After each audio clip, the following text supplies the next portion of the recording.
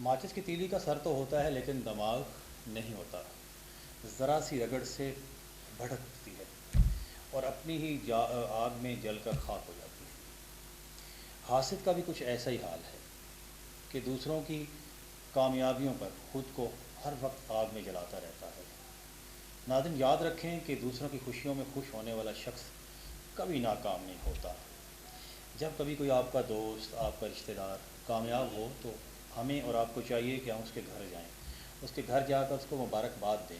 ایک تو آپ کو یہ معلوم ہوگا کہ اس کا بیٹا بیٹی یا وہ خود کیسے کامیاب ہوا، اس نے کون سا لائے عمل اختیار کیا، اس نے کون کون سے اصولوں پر عمل پیرا ہوا اور وہ کامیاب ہوا۔ اور دوسرا یہ کہ اللہ تعالیٰ کی ذات بڑی خوش ہوگی آپ سے کہ آپ دوسروں کی خوشیوں میں خوش ہوتے ہیں۔ کہا جاتا ہے کہ جو شخص دوسروں کے لیے آسانیاں پیدا کرتا ہے، اللہ تعالیٰ کی ذات اس کو دنیا اور آخرت کی تمام کامیابیاں عطا کر دیا کرتی ہے۔ لہذا حسد سے کوسوں دور رہنا ہوگا، کیونکہ حسد کرنے والا شخص ایک وقت آتا ہے، ایک وقت ایسا آتا ہے اس کے اوپر کہ تباہ و برباد ہو کر دنیا کے سامنے ننگا ہو جاتا ہے، اور ساری دنیا کو، اسی دنیا کے اندر سب لوگوں کو معلوم ہو جاتا ہے کہ یہ وہ شخص تھا کہ جو بظاہر ہمیں یوں لگتا تھا کہ یہ میرا ہے لیکن وہ کسی کا بھی نہیں ہے۔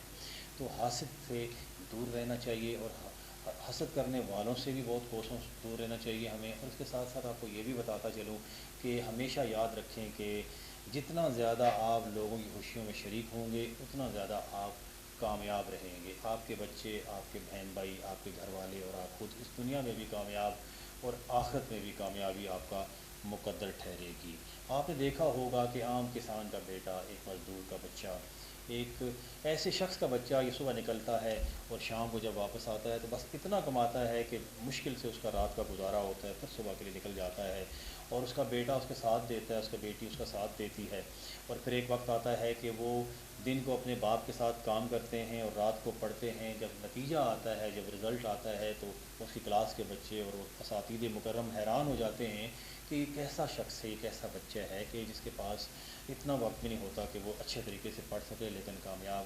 ناظرین یہ بات ساری نیت کی ہے، ساری محنت کی۔ کہا جاتا ہے کہ دنیا کے اندر جتنے بھی کامیاب لوگ ہیں سب کے سب اللہ کے فضل و کرم کے بعد نیک نیت کی وجہ سے، اور اس کے ساتھ ساتھ اپنے والدین اور اپنے بزرگوں اور ارد گرد کے بسنے والے لوگوں کی دعاؤں کی وجہ سے ہیں۔